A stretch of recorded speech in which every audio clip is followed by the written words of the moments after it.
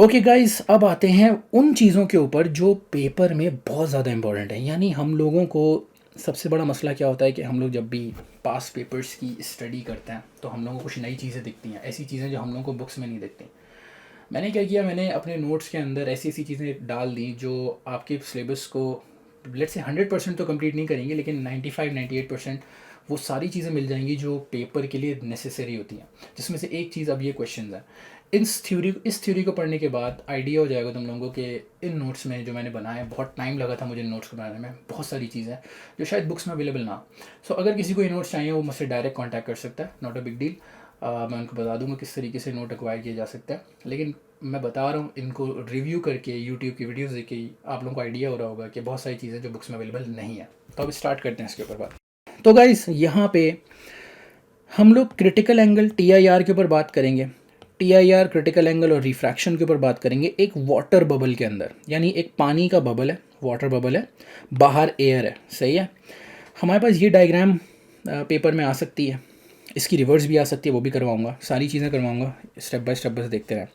तो let's say एक straight line बनी हुई आती है पेपर में, ठीक है, वो इस बाउंड्री को टच करती है। रिमेंबर, अगर बाउंड्री को बिल्कुल ऐसे स्ट्रेट टच कर रही है तो वो बिल्कुल स्ट्रेट अनडेविएटेड चली जाती है और स्ट्रेट जाएगी। ये आपकी नो रिफ्रैक्शन, यानी जैसे ही इमर्जेंट रे आई थी उसका एंगल 0 था, वो बिल्कुल स्ट्रेट पास कर जाएगी, ठीक है। दूसरी जो रे आपको मिलेगी वो ये वाली मिलेगी, वो यहाँ तक पेपर में मिल जाएगी। अब यहाँ पे एग्जामिनर एक्सपेक्ट करेगा कि आप इसकी पूरी अंदर की प्रॉपर डायग्राम बनाएं। अब ये कैसे बनानी है मैं बता देता हूँ।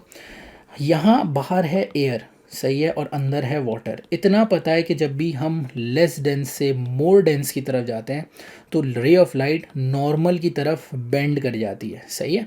तो नॉर्मल की तरफ बेंड करेगी। अब हम ज़रा देखते हैं नॉर्मल की तरफ बेंडिंग होती किस तरह है। हमें पहले नॉर्मल प्लॉट करना होगा।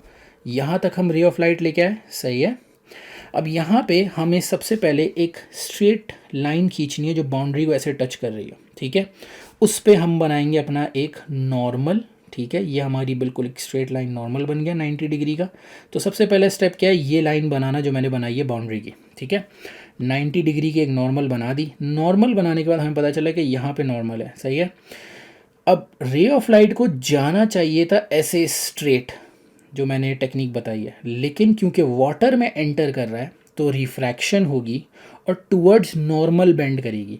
तो पूरी की पूरी लाइट रे यहाँ से नॉर्मल की तरफ बेंड करते हुए जाएगी और ऐसे और ऐसे स्ट्रेट चली जाएगी। यानी प्रिंसिपल क्या लगा, जब हम लेस डेंस से मोर डेंस की तरफ जाते हैं तो हमेशा ये जो लाइन है वो नॉर्मल की तरफ बेंड करेगी। जाना चाहिए था स्ट्रेट, लेकिन रिफ्रैक्शन की वजह से वो बेंड कर गई नॉर्मल की तरफ, सही है, और फिर वो यहाँ आ गई। अब सेम प्रिंसिपल यहाँ पे भी लगाना है। एक स्ट्रेट लाइन यहाँ बनानी है और एक नॉर्मल ऐसे बनाना है, सही है। नॉर्मल बनाने के बाद अब तुम लोग मोर डेंस से लेस डेंस में जा रहे हो, तो अब वो नॉर्मल की तरफ नहीं जाएगी, उसको जाना चाहिए था ऐसे स्ट्रेट, तो वो अवे फ्रॉम नॉर्मल बेंड कर जाएगी क्योंकि लेस डेंस है। तो हमेशा रिफ्रैक्शन का मेन प्रिंसिपल सबको याद रखना है इस डायग्राम को सॉल्व करने के लिए। बहुत इजी डायग्राम होती है, इसमें रट्टा लगाने की ज़रूरत नहीं है। सिर्फ प्रिंसिपल याद रखो कि लेस डेंस से मोर डेंस में जा रही है तो टूवर्ड्स नॉर्मल, मोर डेंस से लेस डेंस जा रही है तो अवे फ्रॉम नॉर्मल, और वही प्रिंसिपल हमने यहाँ लगाया। ये पूरी की पूरी डायग्राम प्रॉपरली बन गई। अब हम आते हैं एक और डायग्राम के ऊपर। बिल्कुल सेम डायग्राम है, मतलब वो लाइन के ऊपर आते हैं। ऐसे आई, यहाँ पे एक स्ट्रेट लाइन बनाओ, नॉर्मल बनाओ। नॉर्मल बनाने के बाद हमें पता है टूवर्ड्स नॉर्मल बेंड करनी चाहिए, जानी चाहिए थी स्ट्रेट, लेकिन टूवर्ड्स नॉर्मल बेंड कर गई, सही है। और जब वो टूवर्ड्स नॉर्मल बेंड कर गई यहाँ आ गई। अब यहाँ आता है सबसे इम्पॉर्टेंट पार्ट। यहाँ पे टोटल इंटरनल रिफ्लेक्शन हो रही है। इसको फिगर आउट हम कैसे करेंगे, बहुत आसान सवाल है। टोटल इंटरनल रिफ्लेक्शन को फिगर आउट करने के लिए हमेशा याद रखना, तुम लोगों को ये बात याद रखनी कि क्या angle of incidence greater than critical angle है। यानी अगर मैं गौर से देखूं, अगर यहाँ पे है इस पॉइंट पे टोटल इंटरनल रिफ्लेक्शन हो रहा है। अब तुम लोगों को यहाँ इस पॉइंट पे चेक करना है। बच्चों, बहुत सारे जो स्टूडेंट्स हैं वो क्वेश्चन कर सकते हैं, सर ये बाहर क्यों नहीं गया, रिफ्रैक्ट क्यों नहीं किया बाहर जाके। तो बिल्कुल रिफ्रैक्ट कर सकता था, लेकिन इसका मतलब ये है, यहाँ पे जो चीज़ दिखाई गई है, यहाँ पे जो इसका एंगल ऑफ इंसिडेंस है ये, और एंगल ऑफ रिफ्रैक्शन, सही है, इस पर नज़र रखनी है। जब तुम लोगों को ये चीज़ मिल जाएगी तो तुम लोगों को फिगर आउट करना है कि ये एंगल ऑफ इंसिडेंस क्या है। अगर ये angle of incidence greater than critical angle हुआ तो लाजमी बात है कि यहाँ पे टोटल इंटरनल रिफ्लेक्शन होगी। मैंने यहाँ पे वैल्यूज़ नहीं डाली। यूजुअली होता यही है कि जो सबसे ऊपर वाली होती है जो इधर आती है वो ज़्यादातर क्या करती है, ऐसे जाती है, टोटली इंटरनली रिफ्लेक्ट कर जाती है। क्यों? क्योंकि उसकी वजह ये होती है कि उसका इंसिडेंट एंगल यानी ये वाला angle greater than critical angle होगा, और इसकी जो हिंट होती है वो पेपर में हमेशा दी जाती है। तो इसके ऊपर हम लोग बात कर ली, और यहाँ से जब ये टोटली इंटरनली रिफ्लेक्ट करेगी तो इधर आएगी, यानी इसका एंगल ऑफ रिफ्लेक्शन और आई सेम होगा। और इस पॉइंट पे आके तुम लोग फिर से आई को टेस्ट कर सकते हो, यानी अब जो आई होगा वो ये होगा, सही है, और आर होगा वो ये होगा। जब आई को देखोगे कि यार वाटर बबल के अंदर क्या आई इस बार फिर से ग्रेटर देन क्रिटिकल एंगल है, अगर होता तो फिर ये अंदर चली जाती, लेकिन ऐसा नहीं है, यहाँ से बाहर निकल रही है, दिख रहा है सबको। तो इसका मतलब ये है कि I is less than critical angle. यानी अगर मैं तुम सब लोगों से कंडीशंस पूछूं, यहाँ पे कंडीशन क्या होगी, तो आई इज़ लेस देन सी, सही है, क्योंकि रिफ्रैक्ट कर गई। यहाँ कंडीशन पूछूं तो I is basically greater than C, क्योंकि टोटल इंटरनल रिफ्लेक्शन हो रहा है। और अगर मैं यहाँ पे अगेन कंडीशन पूछूं तो रिफ्रैक्शन है, तो I will be again less than C, क्योंकि बाहर निकल गई है, सही है। तो ये डायग्राम बहुत इंपॉर्टेंट है गाइस, मेक श्योर कि तुम लोगों को ये डायग्राम आनी चाहिए, पेपर में बहुत ज़्यादा आती है और कभी कभार इसकी रेपिटेशन बहुत फ्रीक्वेंट है, तो देख सकते हो तुम लोग। सो अब हम लोग मूव ऑन करेंगे इसके रिवर्स के ऊपर। रिवर्स में खैर रिवर्स अभी तक इतना आया नहीं है, लेकिन मैं सबको पेपर पूरा प्रॉपर सिलेबस की पर्सपेक्टिव से करवाता हूँ, तो मैं उसका रिवर्स भी करवा रहा हूँ। रिवर्स भी आई थिंक आई है एक बार, आई थिंक आई है, मुझे याद नहीं है लेकिन आई है, क्योंकि मैंने इसको बहुत ज़्यादा डॉक्यूमेंट करके मैंने नोट्स बनाए थे, तो मैंने कोई भी चीज़ छोड़ी नहीं थी, तो आई थिंक आई है। तो अब हम ज़रा रिवर्स के ऊपर बात करते हैं। TIR critical angle refraction in air bubble inside water. अब पानी के अंदर एक एयर बबल है, यानी इस बार वाटर बाहर है, एयर अंदर है, मोर डेंस अंदर है। अब क्या करना चाहिए, तीनों रेस को स्टडी करते हैं। पहली वाली रे अगेन आई बिल्कुल स्ट्रेट चली जाएगी क्योंकि कोई एंगल बन नहीं रहा, सही है। ये वाली रे आई, यहाँ पे आपने एक स्ट्रेट लाइन बनाई बाउंड्री की, सही है, नॉर्मल प्लॉट किया। नॉर्मल बनाने के बाद आपने क्या किया, ये देखा कि हम लेस डेंस से मोर डेंस जा रहे हैं या मोर डेंस से लेस डेंस जा रहे हैं। तो पहले ये चेक करना है, अगर हम मोर डेंस से लेस डेंस यहाँ पे जा रहे हैं, जो कि बिल्कुल जा रहे हैं, तो हमारी जो रे ऑफ लाइट है वो अवे फ्रॉम नॉर्मल बेंड करी, सही है, वो इधर आ गई।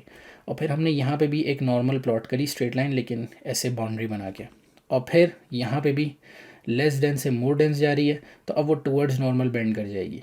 जाना चाहिए था उसको स्ट्रेट। इस प्रिंसिपल को अगर याद रखोगे ना तो पूरी तरह सॉल्व कर लोगे, लेकिन वो बेंड कर गई नॉर्मल की तरफ। इससे आइडेंटिफाई करना आसान हो जाता है कि नॉर्मल की तरफ बेंड कर रही है या अवे फ्रॉम नॉर्मल बेंड कर रही है, ठीक है। अच्छा, अब इधर वाले में देखते हैं। इधर आई सबसे टॉप वाली, इधर हमने बाउंड्री बनाई, इधर वो तुम लोगों को आई का एंगल बता सकते हैं। नहीं भी बताया तो तुम लोगों को ये बात याद रखनी है कि ये बिल्कुल टॉप पार्ट पे TIR हो रही है, और आई यहाँ पे लिखा। आई यहाँ पे definitely greater than critical angle होगा, तभी यहाँ पे पूरी की पूरी लाइट रे टोटली इंटरनली रिफ्लेक्ट कर गई। तो ये जो तीन चार चीज़ें थी जो मैंने बताई हैं आपको, इनको पढ़ना समझना और इनके ऊपर पूरी डिटेल्ड स्टडी जो मैंने अभी करवाई है वो याद रखना आप लोगों का काम है। मेक श्योर कि आप लोग इन सब नोट्स को अपने पास लिख लें, और अगर किसी को चाहिए हो तो they can contact me as well, और हम लोग फिर इसके ऊपर आगे और बात करेंगे। ठीक है, तो लास्ट पार्ट की तरफ आते हैं। बहुत जल्दी जल्दी हम इस पार्ट को कवर करते हैं, इतना मुश्किल पार्ट नहीं है, ये बहुत इजी है। Applications of total internal reflection के ऊपर आते हैं। सबसे पहली चीज़ applications of total internal reflection में प्रिज्म्स हैं। प्रिज्म्स गाइस कभी नोट करिएगा, जो आपकी पेरिस्कोप होती है, जो आई थिंक सबमरीन्स में यूज़ होती हैं, हम लोग उसमें मिरर्स, मेजॉरिटी बच्चे अपने माइंड में मिरर्स रखे हुए होते हैं, हम लोग मिरर्स यूज़ करते हैं उसके अंदर। कुछ मतलब कब पहले करते हैं, अब नहीं करते, क्योंकि प्रिज्म्स क्या करते हैं, पूरी लाइट को टोटली इंटरनली रिफ्लेक्ट करते हैं। ये जो टोटली इंटरनली रिफ्लेक्ट करने का मतलब है ना, ये बहुत इंपॉर्टेंट है। यानी कोई भी लाइट डिफ्यूज़ आउट नहीं हो रही, फजूल की रिफ्लेक्ट नहीं हो रही। तो पूरी की पूरी लाइट, यानी अगर मैं कहूँ कि एक सिग्नल भेजूँ मैं लाइट का, वो पूरा का पूरा जो डाटा लेके आ रही है वो कहीं वेस्ट नहीं हो रहा, या उसकी एनर्जी वेस्ट नहीं हो रही, वो पूरी की पूरी एक जगह से दूसरी जगह जा रही है, जो उसका स्पेसिफाइड पाथ है।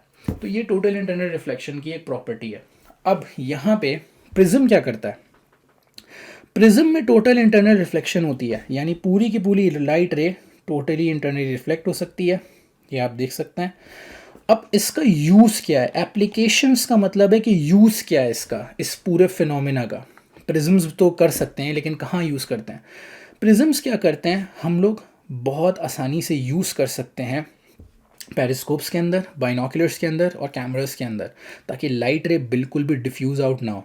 हम लोग मिरर्स की जगह यूज़ कर सकते हैं इन प्रिज्म्स को। उसकी वजह क्या है, प्रिज्म्स बहुत आसानी से पूरी की पूरी लाइट रे को टोटली इंटरनली रिफ्लेक्ट करते हैं, यानी लॉसेस नहीं करते इन अ सेंस। और जो मिरर्स होते हैं वो लॉसेस करना शुरू करते हैं। यानी अगर आप लोगों को कभी पूछा जाए पेपर में, तो ये की पॉइंट है आपका कि क्यों हम ग्लास मिरर्स की जगह पेरिस्कोप्स यूज़ करते हैं। क्योंकि ग्लास मिरर्स क्या करते हैं, एक ब्लर्ड इमेज बनाते हैं। ब्लर्ड इमेज का मतलब ये होता है कि थोड़ी थोड़ी लॉसेस हो रहे हैं, थोड़ी थोड़ी रिफ्लेक्शन हो रही है, बाहर की तरफ लाइट निकल रही है, कह सकते हैं। लेकिन टोटली इंटरनली रिफ्लेक्शन जो प्रिज्म्स करते हैं उसमें ऐसा नहीं होता, यानी वो बिल्कुल एक शार्प इमेज बना के देंगे आपको। तो ये बात याद रखनी है, कभी भी कंपैरिजन पूछा जा सकता है, तो ये चीज़ दिमाग में रखनी है। तो हम प्रिज्म्स को शार्प इमेजेस बनाने के लिए यूज़ कर सकते हैं instead of mirrors in पेरिस्कोप्स, binoculars and cameras.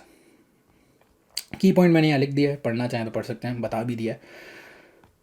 अच्छा, नेक्स्ट चीज़, पेरिस्कोप्स के अंदर हम लोग यूज़ करते हैं, बिल्कुल। अब पेरिस्कोप्स के अंदर हम लोगों को किस तरह लिखना है, ये बात गाइज याद रखना।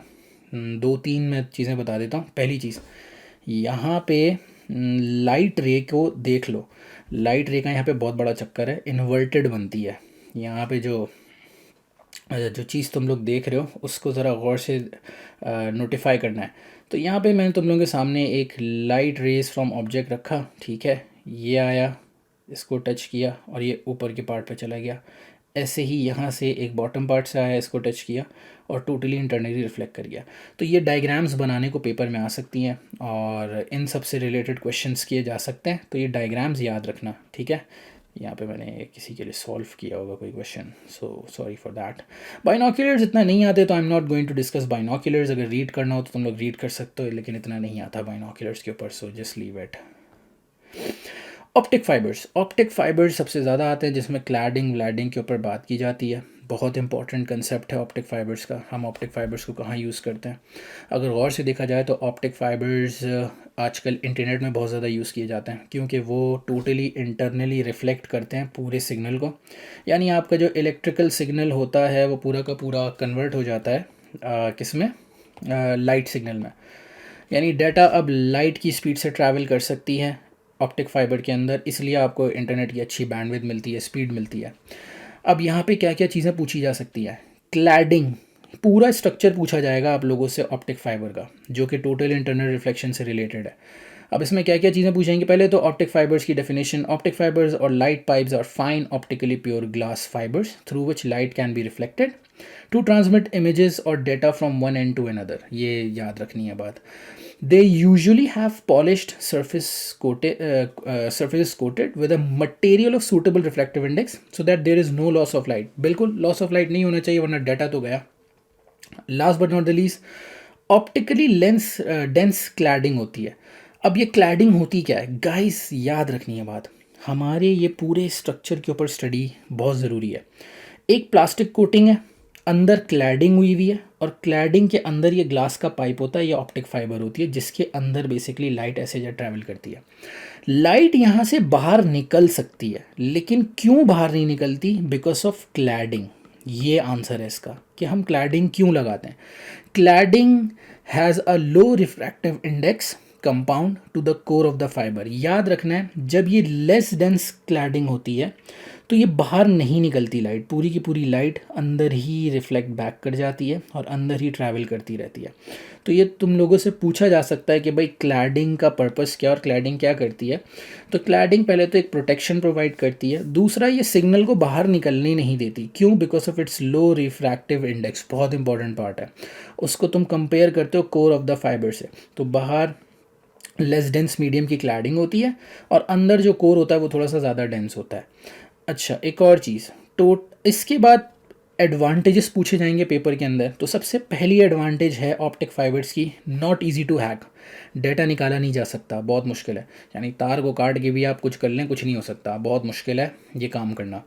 फास्टर कम्युनिकेशन, बैंडविड्थ ज़्यादा होती है, फास्टर कम्युनिकेशन होती है और रोबस्ट है।